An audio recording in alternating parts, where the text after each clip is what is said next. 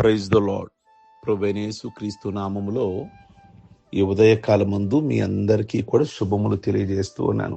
ఈ ఉదయకాలమందు దేవుని యొక్క మాటలు ధ్యానిస్తుండగా నిర్గమాకాండము ధ్యానిస్తుంటే 3వ అధ్యాయములో ఒక మాట కనబడుద్ది.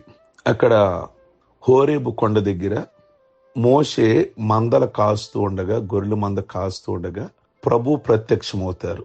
మోషేను స్వరముతో పిలిచినప్పుడు అక్కడ మోషే చెప్పులు విడిచిను అనే మాట. ఏమిటి ఆ చెప్పులు అంటే, చెప్పులు అనేది అతిశయము. వాస్తవంగా అప్పటి వరకు మోషేలే అతిశయం ఉంది. నేను ఫరో యొక్క కుమార్తె బిడ్డను, రాజు కుటుంబంలో పెరిగాను. కొంతమంది జీవితంలో వారికున్న అంతస్తును బట్టి, అధికారాన్ని బట్టి, చదువును బట్టి, కులాలను బట్టి అతిశయపడుతూ ఉంటారు. నీది ఏ కులమైన ఈ ఉదయకాలమందు కులాన్ని బట్టి అతిశయపడవద్దు. యేసును అంగీకరించిన వారికి మతము లేదు, కులము కూడా లేదు. వాటి నుండి మనం ఎప్పుడో విడుదల పొందాము. ఇప్పుడు మనము పరిశుద్ధులుగా పిలువబడుచున్నాము. ఈ లోకములో యేసయ్యను అంగీకరించిన వారే పరిశుద్ధులు. ప్రభు బిడ్డలుగా మనకు ఒక పేరుంది, అది ఏ పరిశుద్ధులు. ఆ సకల పరిశుద్ధులలో అన్ని కులాల వారు ఉంటారు, అన్ని మతాల వారు ఉంటారు, అన్ని రంగుల వారు ఉంటారు, పేదవారు ఉంటారు, ఉన్నవారుంటారు, చదువుకున్న వారున్నారు, చదువుకోలేని వారు ఉంటారు, అన్ని తెగల వారు ఉంటారు.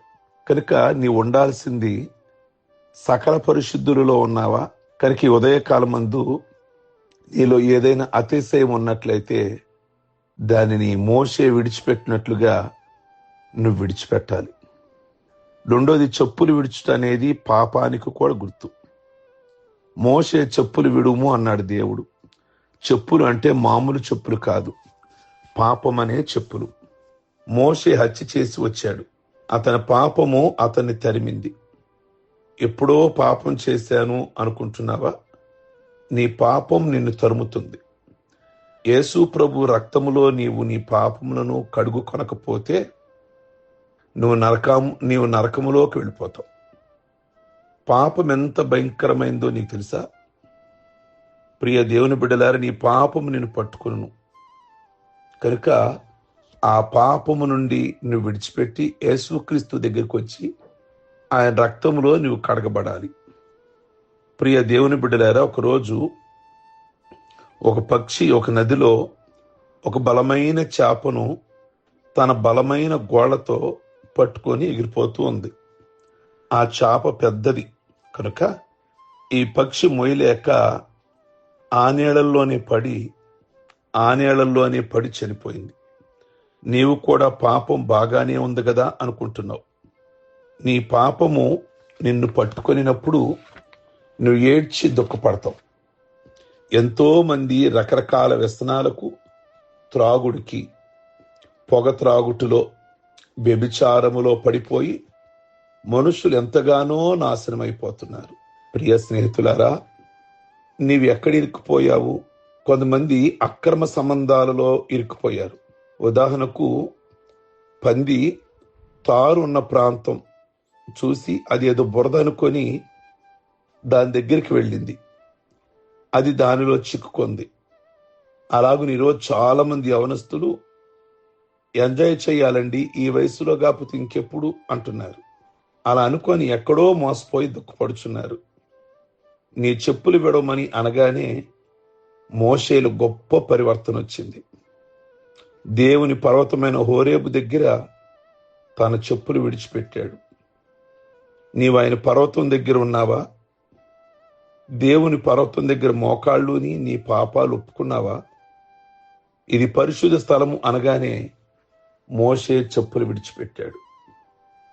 అతిక్రమము దాచిపెట్టువాడు వర్ధిల్లడు గాని దానిని ఒప్పుకొని విడిచిపెట్టువాడు కనికరము పొందును.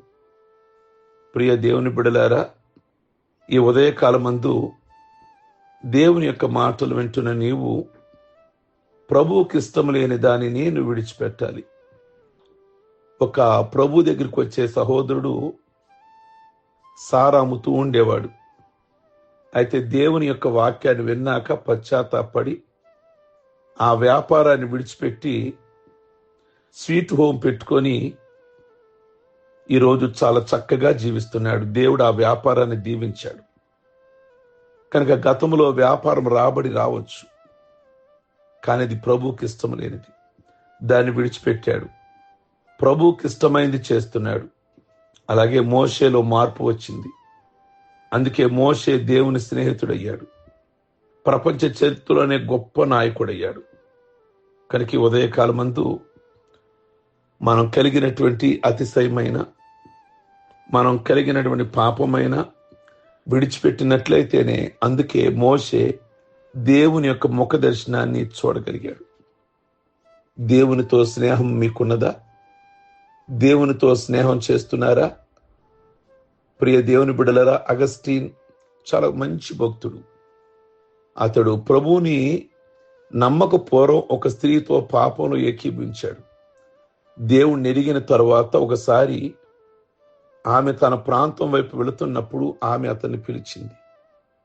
అతడు ఆమె దగ్గరకు వచ్చి ఏమన్నాడు తెలుసా? నీవు నీవే, కానీ నేను కాదు, నేను మారాను అని జవాబిచ్చాడు. మంచి సాక్ష్యం ఉండాలి. ఒకప్పుడు గ్రుడ్డివాడు ప్రభు దగ్గరికి వచ్చాక చూడగలుగుతున్నాడు. ఒకప్పుడు పాప జీవితంలో ఉన్నాను, అయితే దేవుడు నన్ను రక్షించాడు అనేది సాక్ష్యం. ఈ ఉదయకాలం ముందు దేవుని మాటలు వింటున్న మీరు హోరేబు దగ్గరికి వచ్చినట్లయితే, ప్రభు దగ్గరికి వచ్చినట్లయితే అతిశయాన్ని విడిచిపెట్టాలి, పాపమును విడిచిపెట్టాలి. దేవుని ముఖ దర్శనాన్ని చూడగలుగుతారు. దేవునితో సహవాసం చేయగలుగుతారు. ఆయనకు స్నేహితులుగా ఉండగలుగుతారు. ప్రార్థించుకుందాం. సర్వశక్తి కలిగిన తండ్రి, ఈ ఉదయకాలమందు మీకు స్తోత్రాలు చెల్లిస్తున్నాం. ఈ మార్నింగ్ ఈ మాటలు విన్నవారు ఎవరిలోనైనా ఏ అతిశయమైన, కులం అనే అతిశయం లేదా మరొక అతిశయం, ఏ అతిశయం ఉన్నా కానీ ఆ చెప్పులు విడిచిపెట్టి మీ దగ్గరికి రావాలి. వారితో మీరు స్నేహం చేయగలుగుతారు. వారితో మీరు మాట్లాడగలుగుతారు. వారితో నడవగలుగుతారు. అట్టి భాగ్యాన్ని ప్రతి ఒక్కరికి కూడా ప్రసాదించమని ఈ ఉదయకాలమందు ప్రార్థిస్తున్నాము. ఈ దినము ఎవరు ఏ విధమైన ప్రయాణాలు కలిగి ఉన్నారో ఆ ప్రయాణాలన్నీ కూడా దీవించండి. ఈరోజు పెళ్లి రోజులు, పుట్టినరోజులు, రక్షణ పొందిన రోజులు చేసుకుంటున్న బిడ్డలందరి మీద మీ ఆశీర్వాదాన్ని ఉంచండి. మంచి ఆయుష్ను, ఆరోగ్యమును ప్రసాదించి ప్రభువా మీ కృపలతో నింపి ప్రతి కుటుంబంలో కూడా వారు అనుకున్న పనులన్నీ కూడా ఈ దినము అవ్వడానికి సహాయం చేయండి. మహిమ, ఘనత, ప్రభావాలు పొందమని యేసయ్య నామములో అడుగుచున్నాం తండ్రి. ఆమేన్. God bless you. ఈ ఉదయకాలం మీ అందరికీ